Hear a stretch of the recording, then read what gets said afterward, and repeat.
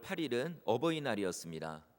그래서 아마 직접 그 전후로 해서 아마 부모님을 직접 뵙든지 아니면 전화로 통화든지 해서 아마 그런 귀한 시간을 보냈을 겁니다. 자, 사실 어버이날은 우리나라가 아니라 미국에서부터 시작을 했습니다. 당시 미국에서는 남북 전쟁으로 인해서 많은 군인들이 죽어갔죠.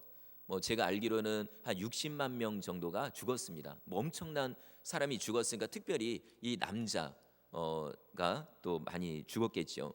자, 그러다 보니까 이제 그 죽은 사람의 어머니들 그래 마음에 엄청난 상처를 입었죠. 정말 가정에서 잘 키우고 여태껏 정말 함께 먹고 마시며 했던 그 아들들이 죽으니까 그러니까 엄마의 마음이 너무나도 슬펐습니다. 자, 이런 모습을 지켜보았던 자비스라고 하는 여인이 있는데 이 여인이 우리 이 어머니들을 한번 위로하면 좋겠다라고 생각해서 특별한 날을 정했습니다. 그 날을 이름하여 어머니들의 우정의 날이라고 지었죠. 처음에는 조촐하게 시작을 했습니다. 그런데 그 시간을 통해서 많은 분들이 위로를 받고 하다 보니까 나중에는 자비스가 죽은 다음에는 그 딸이 이어서 하고요.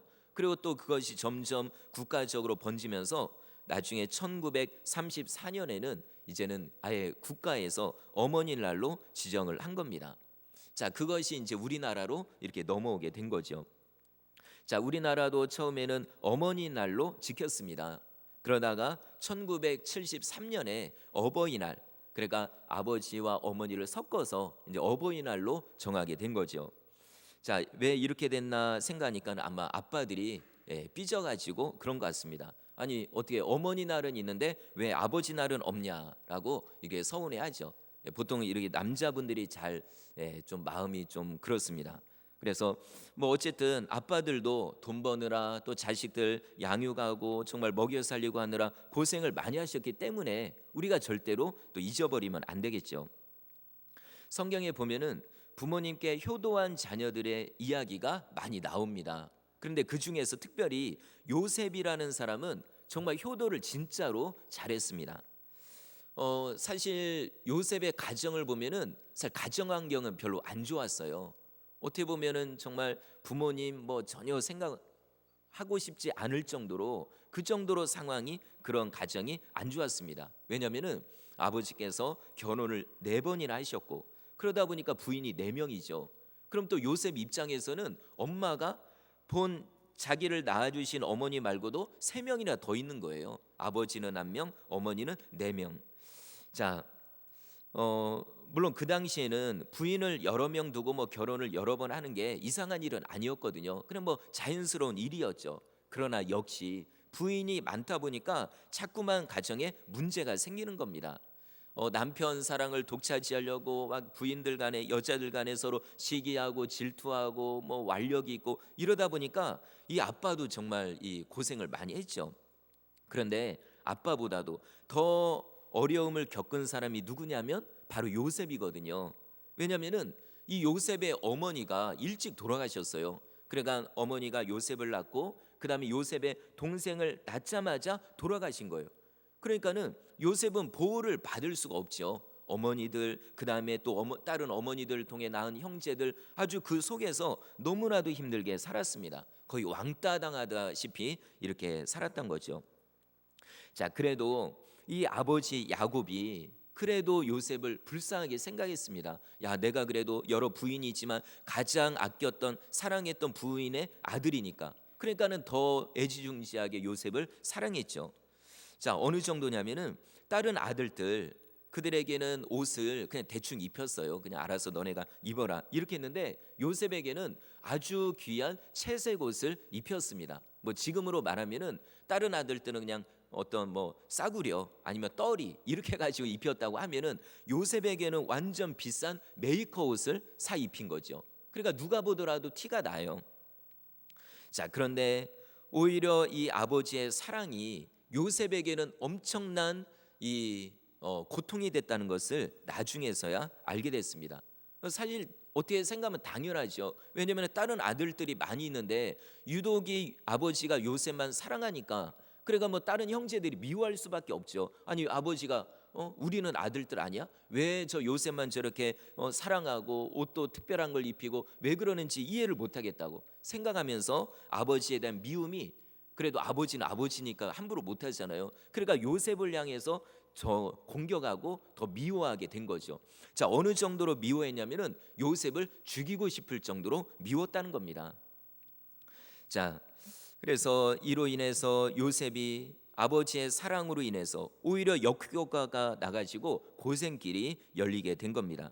자, 제가 이렇게 요셉의 가정사를 먼저 말씀드린 이유가 있습니다. 왜냐하면은 요셉은 어떻게 보면은 가정을 생각하면은 이 정말 가정 집에서 떠나고 싶죠. 어떻게 보면 진짜 다른 데 가서 그냥 내 마음대로 살고 싶잖아요.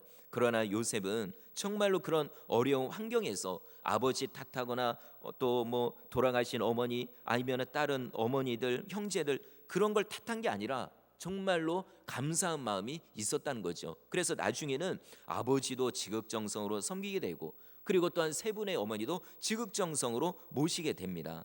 정말 이런 모습을 보면은 야, 정말 요셉이 대단한 사람이다. 아니 어떻게 이런 상황에서 부모님을 이렇게 효도를 할 수 있을까라는 생각이 듭니다. 자, 요즘에는 사실 이렇게 부모님을 섬기는 걸 너무나도 또 힘들어 합니다. 그냥 두 분도 아니고 한 분은 돌아가시고 한 분이 계신데도 정말 그 한 분을 잘 챙겨드리지 못해 가지고 정말 때로는 아주 쓸쓸하게 돌아가시는 경우도 있다는 거죠. 이런 거를 요즘에는 이렇게 독거노인 고독사라고 얘기를 합니다. 그러니까 혼자 계시다가 쓸쓸하게 뭐 자식도 모르고 또 다른 사람도 모르고 그냥 돌아가시는 거예요. 이런 일들이 요즘에 많이 일어나고 있습니다. 심지어 일본 같은 경우는 거기는 노인 인구가 많잖아요.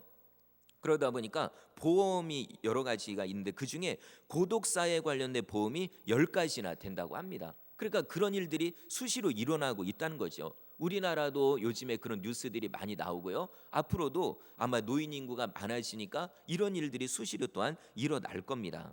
자, 또한 그 통계를 보니까 고독사로 돌아가신 남자분, 여자분 이렇게 따져보니까 남자분들이 85%나 돼요. 그러니까 10분 중에 한 8분, 9분은 남자 어르신들이라는 거죠. 확실히 이걸 보더라도 남자분들이 이게 마음이 또 약하고 또 그런 거죠. 저도 이렇게 가만히 보면은 여자 어르신들 같은 경우는 정말 뭐 집에서 혼자 뭐 밥도 잘 챙겨 드시고 그다음에 놀러도 다니시고 그리고 수다도 떨고 뭐 나름대로 인생을 즐기면서 사십니다. 그리고 또 자녀들하고도 수시로 막 전화하고 만나고 뭐 그냥 이런 얘기 저런 얘기 다 해요. 그러다 보니까 그만큼 자녀들하고 교류하는 시간이 많아지거든요. 그러면 또 무슨 일이 있어도 금방 티가 납니다. 그러나 홀로 계신 남자 어르신들은 살 그렇게 잘 못하거든요. 마음은 있어도 정말 자식들 보고 싶고 또 뭔가 좀 만나고 싶고 하지만 이게 잘 안 되는 거죠. 그러다 보니까 정말 때로는 어느 순간 집에서 혼자 계시다가 돌아가시는 경우가 있다는 겁니다. 물론 요즘에는 요양원에 계신 부모님들도 많이 계십니다. 뭐 예전에는 그게 익숙하지 않았지만 요즘에는 뭐 보편적으로 또 요양원이 많이 있죠. 자, 그렇다 하더라도 정말 요양원에서 알아서 챙겨 드리겠지만 그렇더라도 우리가 정말 자주 찾아가서 뵙는 게 이게 효도가 아닌가라는 생각이 듭니다. 자, 어쨌든 요셉은 가정 환경이 정말 안 좋았어요. 그런데도 불구하고 한 분의 아버지와 어머니는 돌아가셨고요. 그 나머지 세 분의 어머니를 지극정성으로 섬겼고요. 뿐만 아니라 위에 있는 형들, 자기를 미워했던 형들, 그리고 하나밖에 없는 동생, 그래서 또 그 형들의 자식들 해가지고 이게 몇 명이 되냐면은 70명이 넘어요. 근데 그 70명을 이 요셉 혼자서 다 먹여 살렸다는 겁니다. 그러니까 얼마나 대단해요. 정말로 성경에서 이 요셉 같은 효자가 없는 것 같아요. 자, 그래서 오늘 이 시간에는 자, 요셉이 이렇게 부모님을 잘 섬겼는데 그러면 우리는 어떻게 하는 것이 부모님께 효도하는 것인지 우리 한번 세 가지로 살펴보도록 하겠습니다. 첫 번째로는 부모님께 인정받는 것이 곧 부모님께 효도하는 겁니다. 자, 요셉에게는 10명의 형들이 있다고 했는데 근데 어머니가 다 다르잖아요. 그러다 보니까 형제들이라고 하지만은 뭐 말하는 거, 행동하는 거, 생각하는 거 이런 게 서로 많이 달랐어요. 그리고 그룹별로 어머니 따라서 그룹별로 이게 이렇게 나눠지더라고요. 자, 그런데 이 요셉은 신앙적인 모습이나 아니면 생활하는 모습이나 이런 게 진짜 형들하고 완전히 달랐습니다. 그냥 진짜 얘는 어디서 따로 튀어나왔는지 너무나도 다른 거예요. 자, 두 가지 면에서 다릅니다. 첫 번째, 신앙적인 면에서 다른데 자, 10명의 형들은 신앙에 대한 어떤 언급이 별로 없어요. 오히려 문제만 일으키고 그냥 아버지 속색이고 막 이런 일들만 그냥 허다합니다. 그러나 요셉은 17살의 나이에, 지금으로 말하면은 한 중학교 3학년 뭐 이 정도가 되겠죠. 그런데 그 젊은 나이에 하나님께서 주시는 특별한 꿈을 꾸었습니다. 그것도 한 번이 아니라 두 번이에요.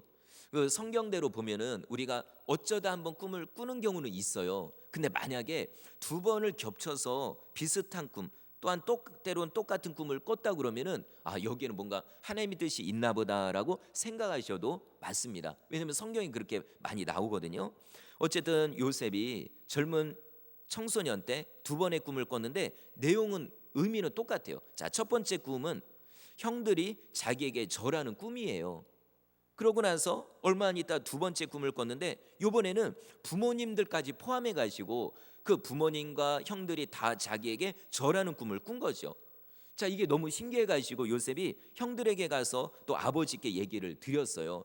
그랬더니 형들이 좋아하나요? 안 그래도 지금 미운데 우리가 뭐 너한테 절을 해? 아니 또 우리 부모님이 너한테 절을 해? 이런 말도 안 되는 소리를 하냐고 이러면서 형들은 요셉을 미워했습니다. 비웃고 정말 야, 이놈은 안 되겠다, 살려두면 안 되겠다, 이 정도까지 마음이 먹게 된 거죠.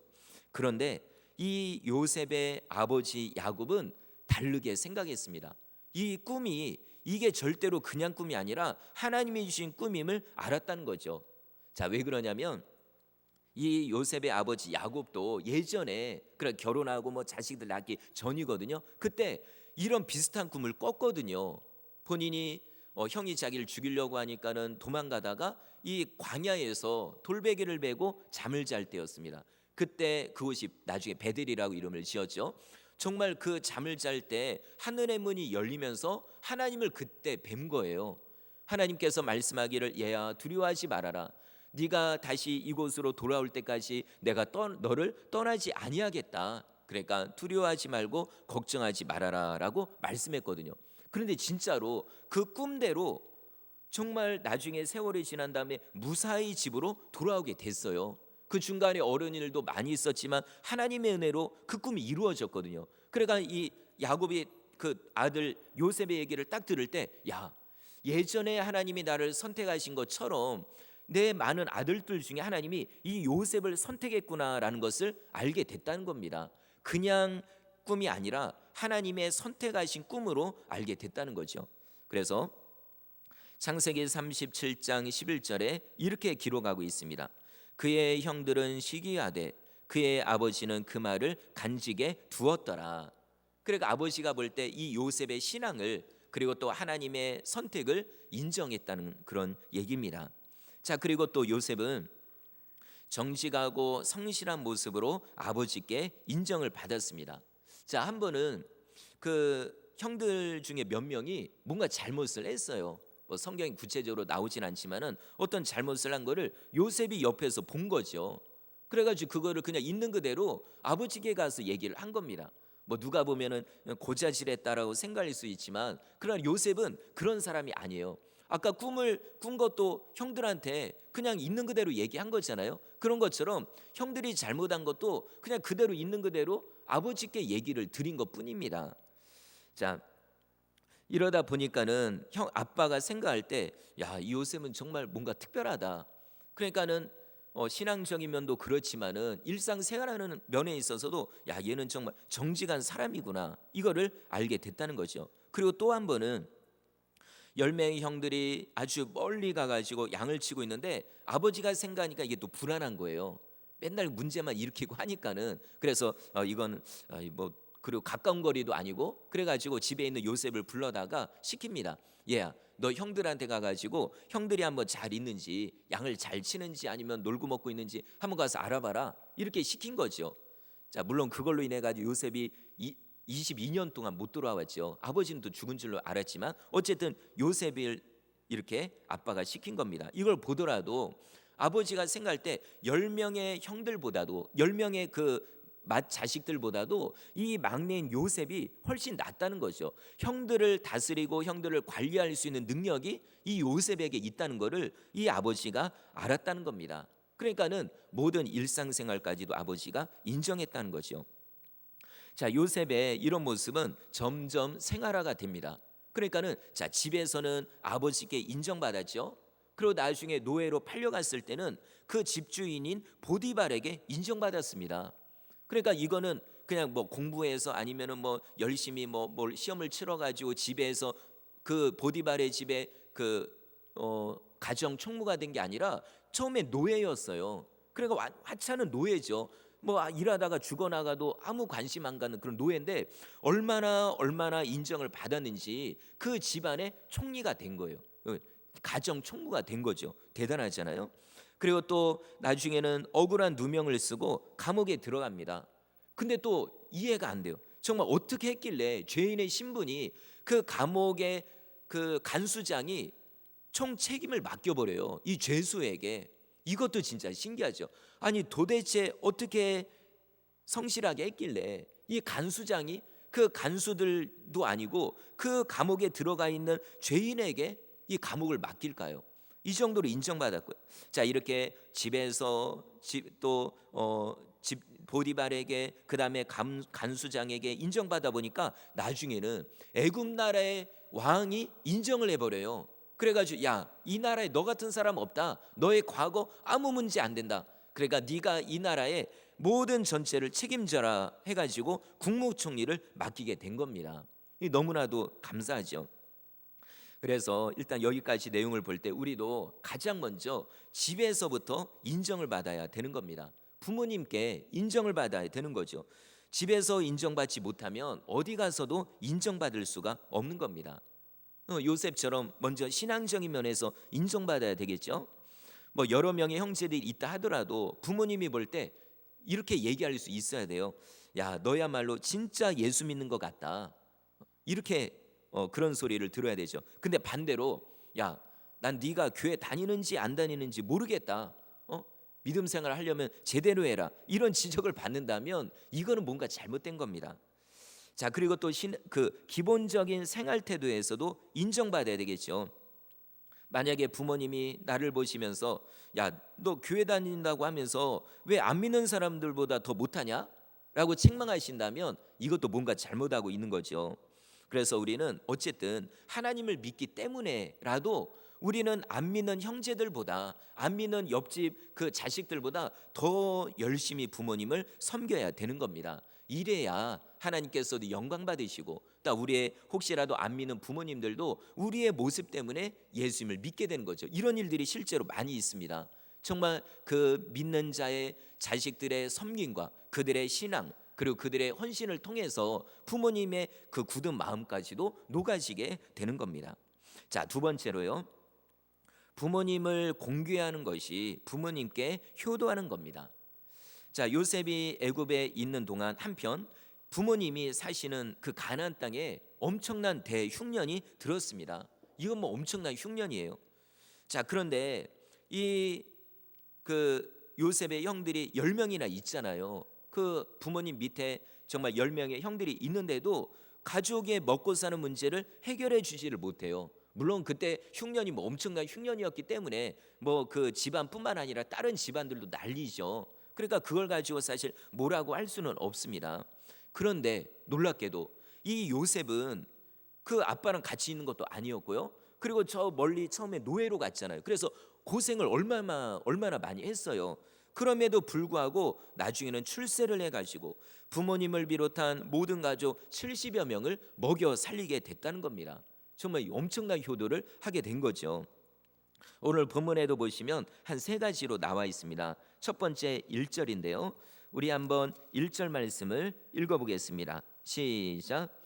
요셉이 바로에게 가서 고하여 이르되 내 아버지와 내 형들과 그들의 양과 소와 모든 소유가 가나안 땅에서 와서 고센 땅에 있나이다 하고. 아멘.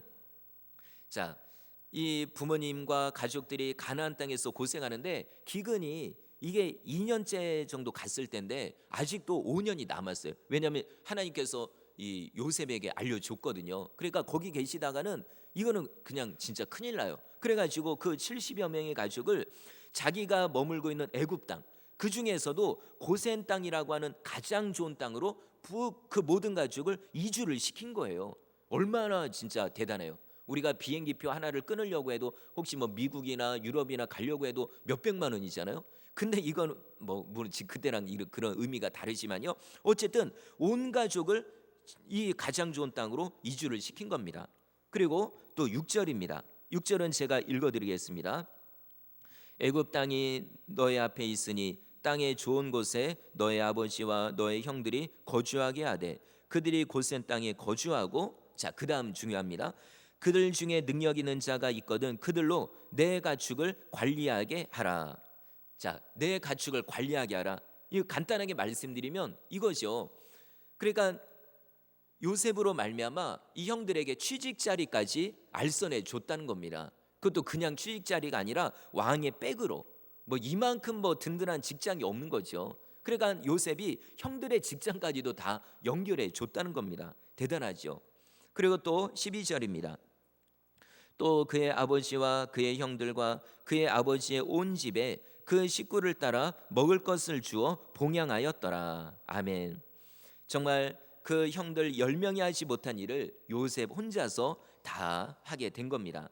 자, 물론 뭐 우리가 꼭 요셉처럼 부모님의 생계, 뭐 다른 형제들의 가족들까지 다 책임져야 된다, 이건 아닙니다. 사실 우리가 경제적으로 어려울 때는 부모님을 뭐 챙겨드리는 거는커녕 정말 오히려 부모님으로부터 도움을 받을 때도 있어요. 뭐 저도 뭐 그런 경험들도 많이 있고요. 자, 그러나 우리가 부모님의 은혜를 생각한다면 적은 액수의 용돈이라도 챙겨드리는 것이 이게 효도가 아닐까라는 생각이 듭니다. 그리고 혹시 지금은 어렵더라도 우리가 비전을 갖는 거예요. 하나님, 지금은 제가 어렵습니다. 그러나 정말 요셉처럼 하나님께서 우리 가정에 복을 주셔서 내 부모님과 형제들까지 책임질 수 있을 정도로 복을 달라고 우리가 기도하는 거죠. 이게 불가능한 게 아닙니다. 그래서 그런 마음을 가지고 정말 우리가 부모님을 생각하고 작은 용돈이라도 챙겨드리며 섬긴다면 정말 이것도 하나의 귀한 효도가 된다는 겁니다. 자, 오늘 본문에 나오는 요셉의 아버지 야곱이 있잖아요. 근데 아버지 야곱을 보면 진짜 이런 엄청난 대접을 받을 만한 그런 자격이 되시거든요.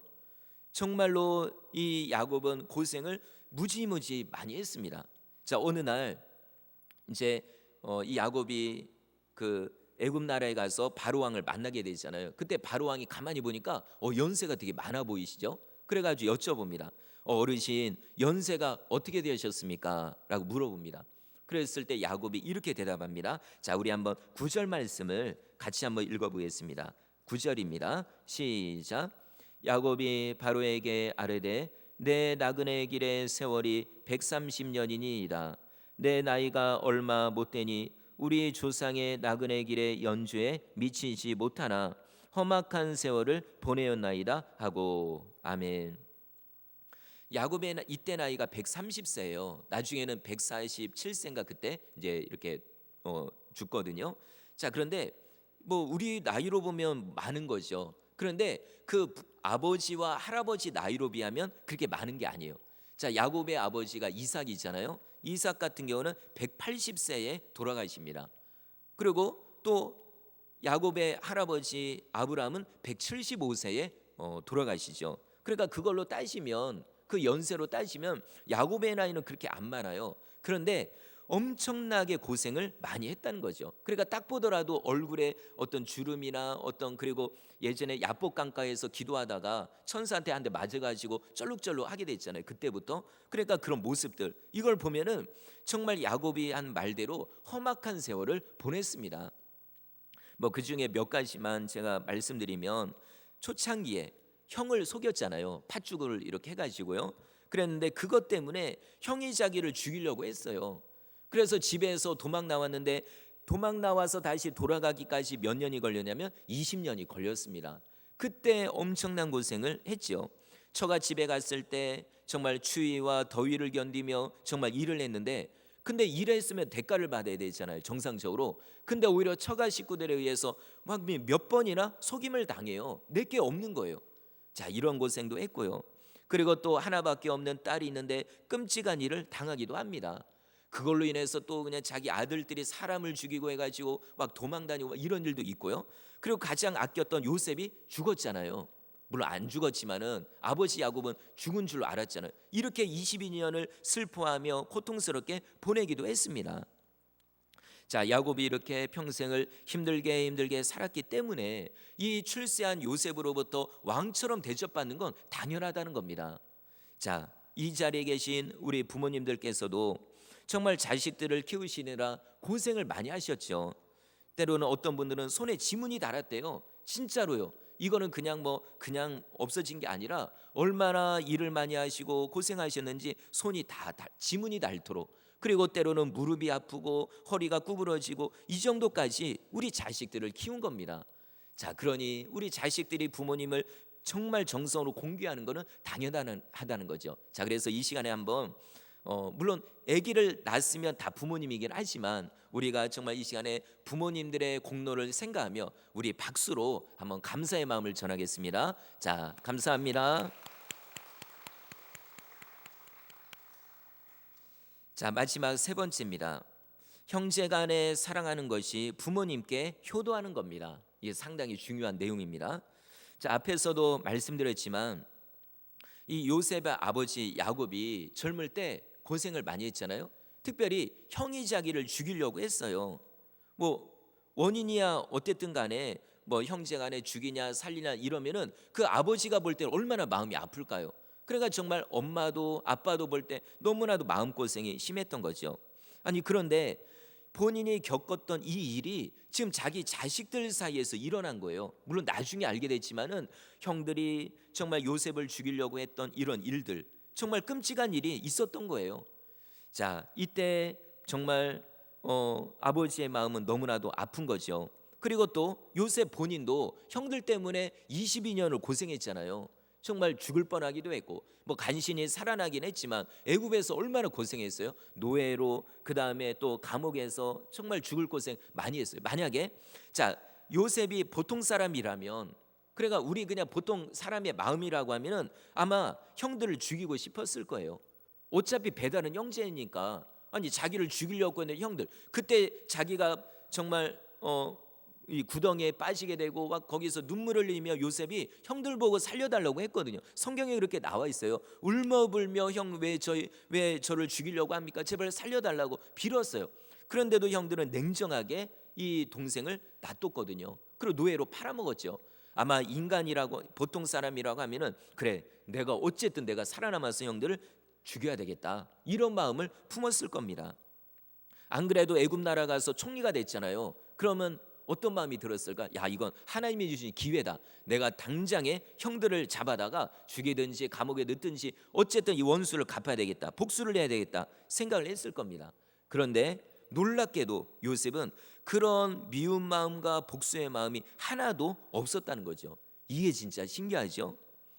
오히려 22년 만에 형들을 만났는데 울면서 형들을 꼭 끌어안아 줍니다. 그리고 말하기를 형들이 나에게 잘못한 거 그거 이제는 기억하지 말라고, 내가 이 자리에 온 거, 형들로 말미암아 이 자리에 온 것도 다 하나님의 뜻이라고.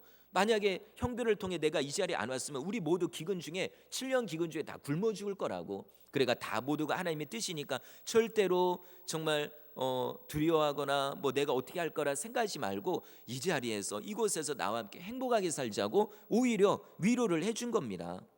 자, 만약에 요셉이 악한 마음을 먹고 형들을 죽였다고 하면 어떻게 됐을까요? 아마 그걸 본 아버지의 마음은 갈기갈기 찢어졌을 겁니다. 아니, 요셉이 애굽 나라의 총리 된 거 그거는 차라리 애굽 나라 총리가 안 되고 죽었던 게 나았을 수도 있어요, 만약에 그런다고 하면. 그러나 요셉이 형들을 다 용서하고 오히려 형들과 그 다음에 세 명의 어머니 아버지를 공경하니까 이것만큼 효도가 없는 겁니다. 형제가 사랑하는 것만큼 가장 큰 효도의 선물이 없다는 거죠. 그러면 우리 가정도 마찬가지입니다. 만약에 형제들 간에 싸우고 다투고 몇십 년 동안 몇 년 동안 서로 얼굴도 안 보고 등을 돌린다면 부모님께는 이것처럼 큰 불효가 없는 거죠. 그럴 때는 뭐 누가 잘하냐 못하냐 이건 문제가 안 돼요. 부모님을 위해서라도 우리는 내가 더 참고, 내가 교회 다니니까 내가 더 용서하고 내가 더 형제를 사랑해야 이게 진짜 효도가 되는 겁니다. 이거는 집에뿐만 아니라 가정에서도 마찬가지예요. 분명히 이 자리에 계신 성도님들은 하나님 아버지를 섬기는 다 형제잖아요. 믿음 안에 형제예요. 믿음 안에 우리는 가족입니다.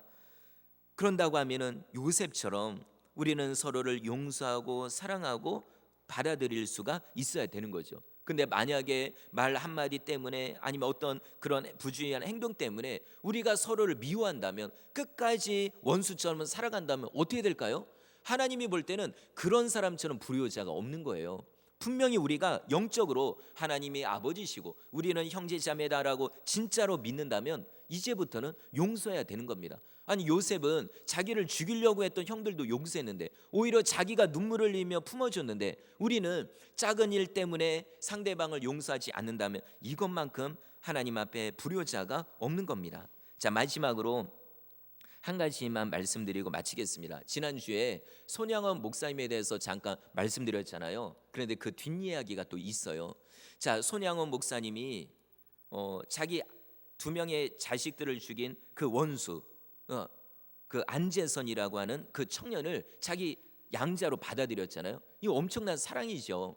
그래서 그 안재선이라는 사람도 너무 감사해가지고 그 손양원 목사님과 함께 여기저기 다니며 이렇게 같이 이제 사역을, 뭐 사역이라고 하긴 좀 그렇지만 어쨌든 그렇게 다녔어요.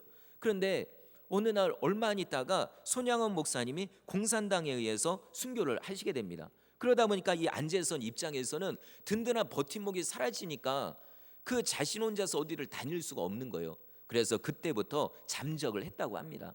그러니까 남들 아무도 모르게 숨어서 산 거예요. 자신의 신분을 다 감췄죠. 심지어는 자기가 결혼해서 자식들을 낳는데 자식들에게도 그런 얘기를 한마디도 안 한 거예요. 자, 그러다 보니까 이 안재선 씨의 아들이 안경선 씨예요. 안경선 이 아들인데, 그 아들이 17살이 될 때까지, 그러니까 아버지가 돌아가시는 순간까지도 그 사실을 모르는 거예요.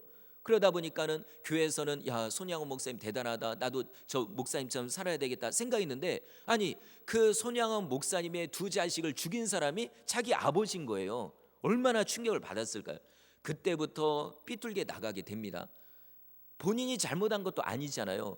근데 아빠의 죄가 마치 내가 죄를 지은 것처럼 너무나도 큰 마음의 고통 속에 살아가게 된 겁니다. 물론 아버지의 유언이 얘야 너는 주의 종이 되라, 신학교 가라, 이렇게 유언을 하셨기 때문에 꾸역꾸역 어떻게든 신학교 갔어요. 그래도 갈등이 너무 심한 거죠. 그래서 기도했다고 합니다. 하나님, 진짜 하나님이 살아계십니까? 그리고 제가 진짜 주의 종이 되는 게 맞습니까? 그런다고 하면은 저를 죽음 직전까지 저를 끌고 가시라고, 그러고선 살려달라고, 뭐 그래서 죽으면 어쩔 수 없는 거고 살려주면 내가 종이 진짜 그 길로 가겠다고 이렇게 기도를 했습니다. 그런데 진짜로 신기하게도 하나님께서 그 기도를 들으시고 이 안경선 이 사람을 폐에 관련된 질병을 겪게 하는데 늑막, 결핵, 폐렴 완전히 종합적으로 온 거예요. 그리고 이 본인도 치료받으려고 하질 않았어요. 그냥 죽기 살기로 매달린 거죠. 안 그래도 너무 고통스러우니까. 그래서 어느 날 쓰러졌습니다. 눈 떠보니까 병원이에요. 그때 수술을 해가지고 긴급히 수술을 해가지고 이제는 어떻게든 이렇게 이제 수술을 마치게 된 거죠. 그때 병원에 누워 있는데, 근데 어느 날 교회의 종소리가 들리는 겁니다. 뭐 지금은 그러진 않지만 예전에는 교회 땡땡 종소리가 있었잖아요. 그래 그 종소리가 들리는데 갑자기 하염없이 눈물이 나오더란 거예요. 완전히 그 모든 지금까지의 고통과 아픔과 이런 게 눈물로 다 쏟아져 내리는데, 그 순간 예수님의 십자가에 매달리신 장면이 보이더라는 겁니다. 그러면서 하나님의 음성이 들리기를 얘야 내가 너를 사랑한다, 내가 너를 선택했다, 그러니 과거에 또 아버지의 이런 걸로 인해서 사람들의 얘기 그런 거에 흔들리지 말아라 라고 말씀하셨다는 거죠. 자, 정말 하나님의 용서, 하나님의 위로가 이 안경선에게 엄청난 힘이 된 겁니다. 그리고 또한 우리 아버지가 죽이고 했던 이 손양원 목사님의 유가족들, 그 가족들까지도 나를 용서해주고 나를 받아주는 거예요. 그 사랑에 녹아져가지고 정말로 나중에는 목사님이 되고, 지금도 여러분 인터넷이나 유튜브 이런 걸 눌러 이렇게 클릭을 하시면은 이분의 간증이 계속 나오고 있습니다. 지금도 훌륭한 목사님이 돼서 열심히 주의 일을 감당하고 있다는 거죠. 자, 만약에 하나님이 이분조차 용서하지 않았다면, 그리고 손양원 목사님이 우리 아버지, 우리 작은 아버지를 죽였 그런 못된 사람이야라고 용서하지 않았다고 하면은, 그러면은 안경선 씨도 아마 비참하게 살다가 돌아가셨을지 몰라요. 그러나 그들의 용서 때문에 이런 귀한 사명을 감당하고 있는 겁니다. 자, 이걸 볼 때 우리도 필요한 게 사랑이에요. 누가 잘못하고 뭐 잘하고 이런 거는 똑같아요. 우리 다 죄인이기 때문에 뭐 멀쩡하게 사는 사람, 의롭게 사는 사람이 어디 있겠어요? 교회도 마찬가지로 잘못한 것도 있고 정말 나쁜 일도 있고 그런 일도 없을 수가 없습니다. 그러면 중요한 거는 용서하느냐 용서하지 않느냐입니다. 우리도 죽을 죄인, 지옥에 갈 수밖에 없는 죄인인데 하나님의 용서를 받았잖아요. 그러면 교회 안에서도 서로 용서하고 사랑하는 게, 이게 하나님께 효도하는 겁니다. 그리고 오늘 앞에서 살펴본 것처럼 우리가 육신의 부모님께도 효도하시고요, 그리고 또 오늘 대표기도 하신 것처럼 육신의 부모님이 소천하셨다면 교회에 있는 교회의 부모님께, 그러니까 교회의 어르신들에게도 잘 해드리는 것이 효도하는 겁니다. 그래서 이와 같은 효도를 실천하시는 성도님들 되시기를 주의 이름으로 축원합니다. 자, 오늘 말씀을 생각하며 우리